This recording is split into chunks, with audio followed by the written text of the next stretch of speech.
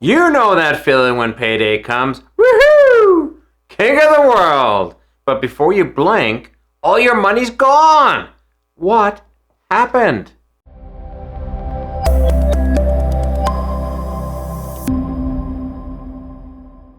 Hey, Frank Thomas here from Wealth Generation Strategies, and today I'm going to be talking about how we can learn how to save money from our paychecks before it's gone. Wow, I can tell you from over 40 years of experience, yep, it's been that long, that the vicious cycle of living from paycheck to paycheck can be never ending. That euphoria of getting paid and feeling like you've got some cash, and then within days, discovering it's all gone is very depressing. So what the heck is happening here? Life, that's what's happening. And all those pesky expenses. My kids love to say, here I am, adulting again. I gotta go buy this and I gotta go spend money. I don't want to spend my money on that, but I need to. I remember one of my girls was like, had barely any toilet paper and they had learned how to do their business with just a very small amount because I hated buying toilet paper. And I'm like, guys, it's part of life. Honestly and truthfully, if you don't intervene and make some changes, this will never ever happen till the day you die.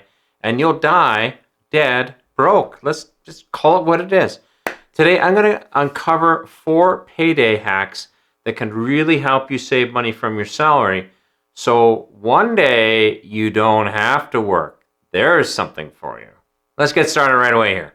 Number 1, and I do talk about this quite a bit in my videos, and pay yourself first. There's a lot of videos that say, oh, paying yourself first is silly, and I'm like, you guys have no idea. It is really important. If you actually want one day to have a nice, tidy nest egg saved up for yourself, you have to learn this essential skill. There's just no way around it. Literally 20 years or more can go by, and you've saved absolutely zip, nothing, zero. You can't, or if anything, you're in debt. So it's even worse. Let's just pretend for a moment that you decided to pay yourself first before any other expense, and you save just a measly $100 from each paycheck. And let's say also too that you get paid every 2 weeks or bi-weekly. So you're going to see 26 paychecks throughout the year, and every paycheck you're going to put away just $100. So it's not a huge amount. Do you know that that will turn into a tidy sum of $2,600 per year? It doesn't sound like much, but let's put a little bit of time and compound interest to work for us on this $2,600. Let's also say, for our example, we're getting about a 7% rate of return on our savings, which is, by the way, very doable. What will it look like in 20 years, let's say? Now, you might think 20 years is a long time, but hey, it's not. Let's say 20 years. Do you realize if you put that $100 away every payday, every 2 weeks, and got 7% and did it for 20 years, it turns into $112,520. That is a pretty substantial amount when you're just saving a little bit from every payday and putting it into a modest investment and only doing it for, let's say, 20 years. Now, if I got your interest, paying yourself first is about making you, or better said, your future you, a very high priority in your today expenses. You will literally pay into your long-term savings before any other bill, and that means paying yourself very first. The government, unfortunately, takes their slice first, but right after that, you pay yourself first. If you do things the opposite way, and that is paying yourself last with what could be left over, you won't save a dime in that saved 20 years. So would you rather have a dime or over $100,000? Just leave it at that. And let's just say I've done that, bought the t-shirt, the hat, and it's not cool. Point number 2, grocery shopping with a plan. My next hack is all about grocery shopping with a plan. If you go to the grocery store without a shopping list or a plan, then you will either forget many things you should pick up, or you will overspend on things you shouldn't buy at all. Neither situation is ideal. Also, you'll be shopping with your midday meal in mind. Lunch. Yes, lunch is very important. I think it's really and truthfully the most important meal of the day and should be part of your shopping plan. Why?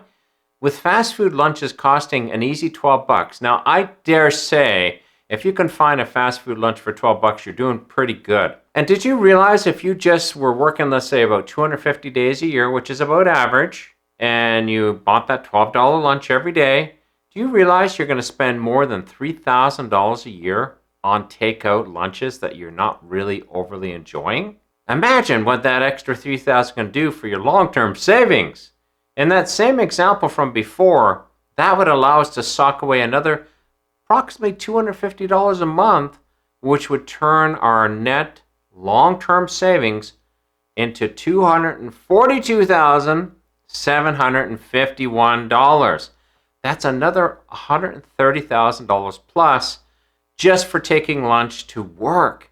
Now, these bag lunches don't have to be dull or boring, and that's the whole idea when you're going to the grocery store. One trick we regularly do is cooking just a bit extra for dinner the night before, and we always try to cook stuff we love, and then we take that in for lunch. And I won't lie, most of the time, once that food has had a chance to sit in the fridge overnight, ooh, it tastes so good for lunch the next day. Don't know why. Maybe all the different food flavors get to know each other a little bit, have a party, and it turns into a yummy lunch. Now, let me just say, I much prefer a nice honey curry chicken lunch instead of a greasy hamburger. As I say it that way, it's very unappealing to go spend that money. I'd rather have that nice honey curry chicken.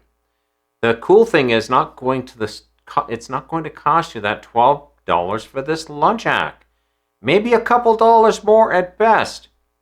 Sometimes it costs you nothing, or you even save a little bit of money because you're going to buy slightly larger packs of produce, and you usually get the if you're buying meat or different produce, it is a little cheaper when you buy it in volume. If it's meat, split it up and freeze it before use, and keep a few pieces for lunch when you cook dinner the night before. And it's better than plain old dry peanut butter sandwiches. Just leave it at that. And also be sure to plan what you need when you go grocery shopping. My daughter showed me a really cool idea as a meal hack, and that is to get a Simply Fresh subscription for, let's say, a few months and test a whole bunch of the recipes. Not only will you get an idea of what actually goes into these meals, you'll discover that making tasty meals is actually not that hard. And it won't take long to build up a nice meal prep list that you can just go to the grocery store and pick up the spices and the produce and the meats and everything else, whatever you like, and replicate as much of those meals as you want, and you can have an incredible variety at the same time. Good hack there, daughter. Before getting to point number 3, if you're enjoying this video and you've gotten something out of it already, be sure to give it a like. I really appreciate it. It motivates, these likes motivate me, they really do. They make me say, woohoo, you liked it? That's good. I'll talk more about that topic. And if you really like it, be sure to subscribe if you want to hear more stuff from this guy right here. I'll just leave it at that. Thank you so much if you do. Now, point number 3 is called Pay Cash for Discretionary Spending. This is all about having your fun money in the form of cash, not credit or debit cards. Not going to happen. It doesn't work. It's way too easy to overspend when you're having fun using plastic to pay for things. And you overspend really fast and use it really badly, especially if drinks start flowing. We'll just leave it at that. But decide upon what you're going to save for that odd eating out or having fun in general with friends and family. We personally allocate about $500 per month. This will cover all of our eating out excursions, going to the movies, getting popcorn, or just goofing off, having fun in general. And if we take it as cash, something magical happens. We can see our cash amount go down as the month progresses. Be sure to count it a few times a month or during that period that you actually taken it out while spending it. It will keep you apprised of how much you have left as that amount goes down. And it becomes a whole lot more real when we see it evaporate as cash. And we hold ourselves completely accountable to the fact that when we run out of fun money, we are done having fun till the next allotment of fun money is issued to us. You'll find that after a little while, you will stick to that. We've been doing this for years, and it truly does work. Some months, I do run out before the end of the month. It happens. Other months, I got a little bit left over for the next month, but it definitely slows me down when just spending without thought. And that's the whole idea here. The interesting thing here is I haven't said the word everybody seems to hate. Budget. It's like a swear word in the financial world. Budget. Oh, you swore on tape. Oh, don't do that. If you know what bills you need paying, including your pay yourself first expense, and you've got some fun money left over, whether you know it or not, you've already built a budget without building the dreaded thing that sucks the life out of you. So, congratulations. Point number 4, practice what I like to call the carrot method. Have you ever seen the cartoons where somebody will tie a carrot at the end of a stick and rope and dangle it in front of their donkey to get them to continue walking because they want that carrot? Same idea for you and me. We will practice the carrot method to keep us motivated. Don't be afraid to allocate a bit of cash from our Pay Yourself First fund to something you generally enjoy. It is well worth. This is the one place where I would say it's well worth it because you'll save more in the long run. And this has got to be something you'd walk across the road on your hands for, sort of thing. In other words, you really want to do this. Let me give you an example. My wife and I have worked really hard for about 2 or 3 years, and we saved our faces off. We decided to allocate $15,000 of that savings to a really great vacation. Once we allocated the money, we paid for most of the expense of the plane tickets, a lot of the upfront costs, and everything, and we had a glorious 3 to 4 week vacation. It was truly wonderful, and it made saving much more powerful for us and meaningful, because all of a sudden we had this little vacation or little retirement break while our working years.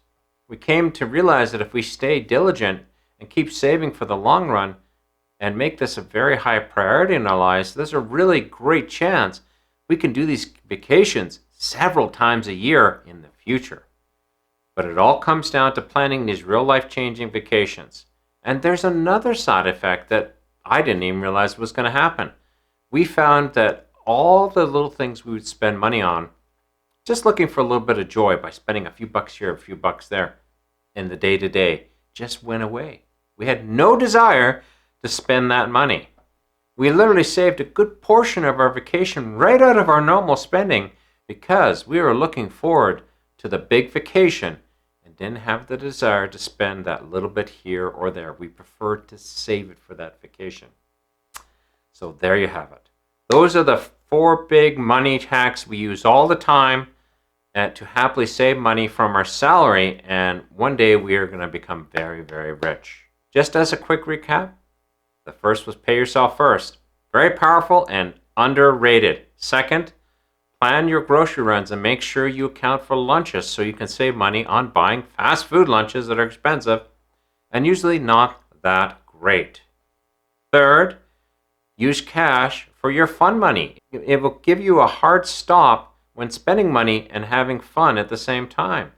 You won't overspend in a moment of weakness using this hack because you can't. And number 4, employ the carrot method to reward yourself for successful saving of funds. You'll enjoy that vacation way more, and you'll find that you will spend less on the day-to-day expenses. And a little side thing here, you won't have a big credit card bill when you come home. That's even better. Everything was paid for. It was wonderful. But do you find that there's a voice inside your head that's saying, I'm broke all the time? Oh, I'm broke. Geez, I'm broke. I hate it. And it's not only depressing, it can be really hard to save anything from your paycheck if you hear this all the time. Now, I got a video that's showing up shortly that talks all about this very thing, but it also includes 4 powerful strategies you can employ to silence that voice in your head for once and for all. Be sure to check it out. Otherwise, thank you for sharing your valuable time with me today, and let's start to learn how we can save money from our salaries. Frank Thomas here. Have a great day.